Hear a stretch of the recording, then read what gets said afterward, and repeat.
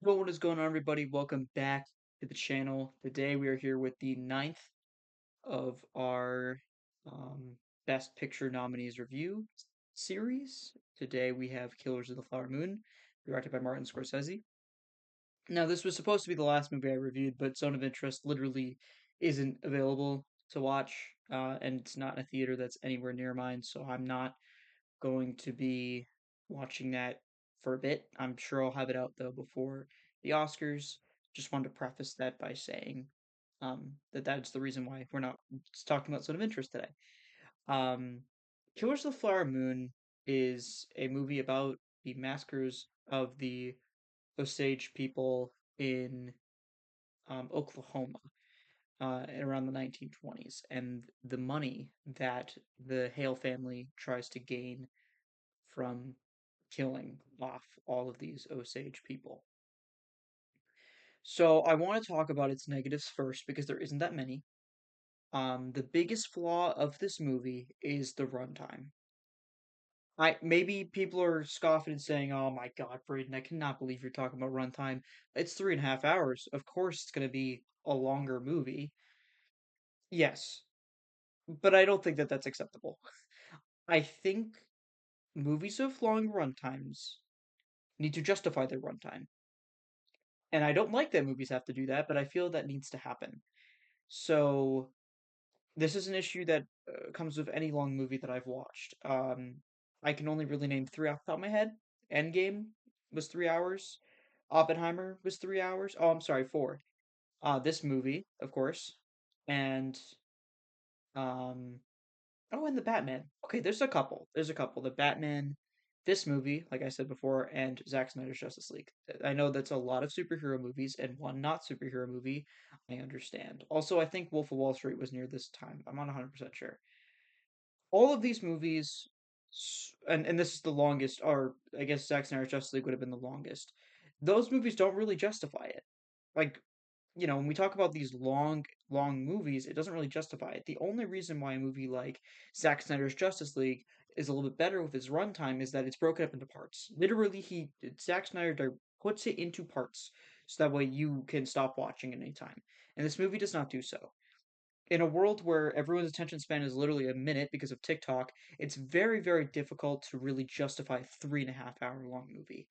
And I do believe that is a big point of contention with this movie.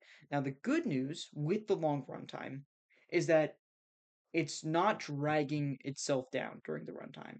There's not a part that you feel, oh, like this is being extended, this is being uh, uh, extended and expanded well beyond where it needs to be. You don't really have those types of moments. Every moment, every beat, it makes sense for the story. So I get why it's 3.5 hours long. But this movie takes up a huge portion of someone's day. I started watching it at 2 o'clock. I had to eat dinner somewhere in between. I was done by about 6:50. So I know that's about an hour that I took out for lunch, and then I think I also do. I mean dinner, sorry, and I also do some laundry. That's a lot of time though. That's my entire afternoon was gone watching one movie, and I don't like that. Now, this movie also leaves you with a lot to digest afterwards, so it's very important that in terms of runtime, it's not too long because you also have to sit there and your audience has to process it. So if you are watching this at like a 7 o'clock screening, you're pretty much in bed thinking about the movie, and you're probably going to be up all night or a good portion of the night thinking about the movie that you just watched, and that's a lot. um, However, this is the biggest flaw of the movie, and it's still not that bad. People who overly complain about the runtime are annoying, so I'm not going to keep doing that.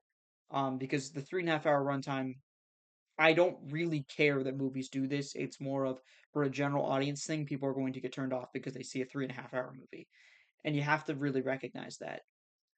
Also, DiCaprio's only okay in this movie. I don't know if I'm supposed to really love his performance. I think he was nominated for Best Actor, but I don't. I'm not the biggest DiCaprio fan. I enjoyed him in Wolf of Wall Street and in Inception, and that was probably it. He was alright in Titanic. But genuinely, maybe that's hot takes. I don't know. I don't love DiCaprio as an actor. I think he's okay. I think he's better than most actors, but I mean, he's a famous actor. He should be. While we're on the topic of performances, Lily Gladstone does a very good job, and I actually think that she's my frontrunner for Best Actress right now. I don't know. I don't think Emily Blunt was up for Best Actress. I think she might have been Best Supporting Actress. I could be wrong. Um, I think she might be near this range of like acting. That's not a good way of putting it, but basically, I think that they were about similar in terms of the performances. Because I think Emily Blunt did a very good job in Oppenheimer, but I think she's up for Best Supporting. So I hope that they both win if that's the case, and if not, Lily still is better than Emily Blunt. Um, and De Niro is brilliant as always. I mean, seriously, this guy is one of my favorite. He's slowly becoming one of my favorite actors as I watch more and more of his filmography. I mean, truly. I mean, my exposure to him at a certain point was pretty much just Joker, which is I know it's insane, but remember, I'm a comic book nerd. This happens. I just watch comic book movies. So when I start to watch real movies, it's or they're real movies too, but other movies outside the genre, um, De Niro is slowly becoming one of my favorites. I'm gonna watch more and more of his filmography, I'm sure, and I'm gonna enjoy him more and more. Scorsese again, one of my favorite directors at this point. This is technically the weakest Scorsese movie I've watched, but that's not really that. It's a very high bar to cross, and this movie just wasn't able to do it. It's very close to the other two Scorsese movies I've watched. I believe I've only watched two others. Um, this is fairly historically accurate. I took a class on indigenous people and the history of indigenous people. We went over this topic a little bit because it was last semester.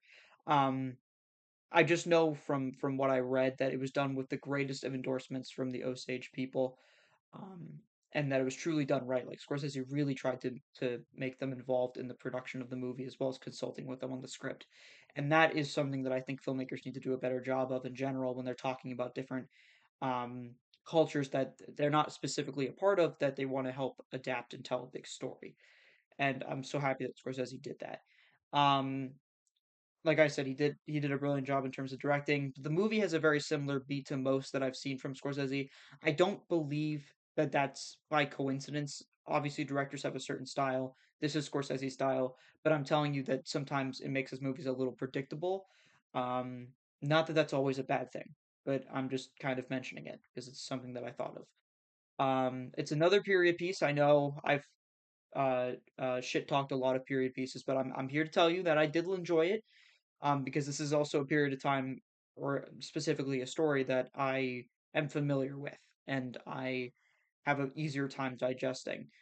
It was a story that I was glad to see told because I don't think we'd gotten a film adaptation of this yet, and to see it get such a big such big press around it, is awesome. And only a director like Scorsese can really make that kind of attention happen. I'm also going to give it a couple bonus points for the random Brendan Fraser cameo, basically. Like, he was in the movie for about 5 total minutes, I would say.